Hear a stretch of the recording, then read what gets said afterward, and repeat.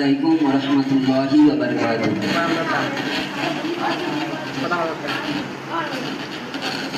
নাহমাদুহু ওয়া নুসাল্লি আলা রাসূলিহিল কারীম, আম্মা বা'দ। আউযু বিল্লাহি মিনাশ শাইতানির রাজীম, বিসমিল্লাহির রহমানির রহিম। সাদাকাল্লাহুল আযীম। সমস্ত প্রশংসা, সমস্ত গুণগান সেই মহান রব্বুল আলামিনের উপর,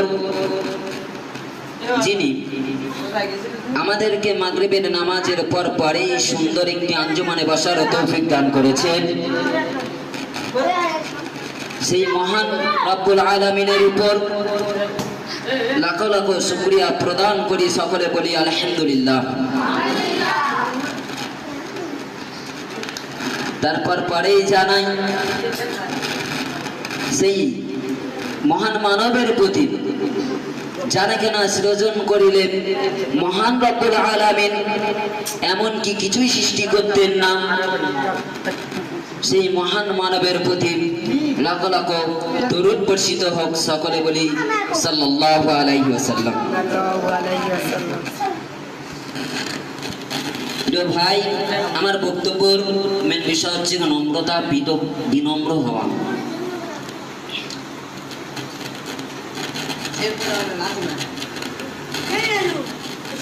প্রিয় ভাই, আমরা মাদ্রাসার ছাত্র, কিন্তু এটা সকলের পক্ষে জরুরি।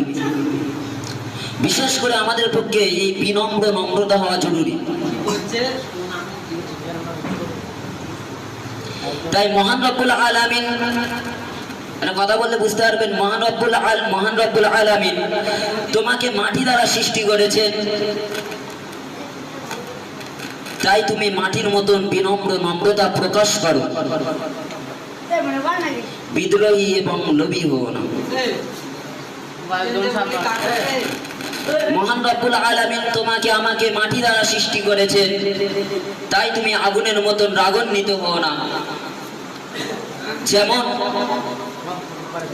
আগুন নিজের ভয়াবহ আকার ধারণ করে উপরে উঠছে, তখন ওই মাটি, যে মাটি দ্বারা আমাদেরকে সৃষ্টি করেছেন, সেই মাটি নিজের মাথা নিজেই নত করে দিল। সেই মাটি নিজের মাথা নত করে দিয়েছে।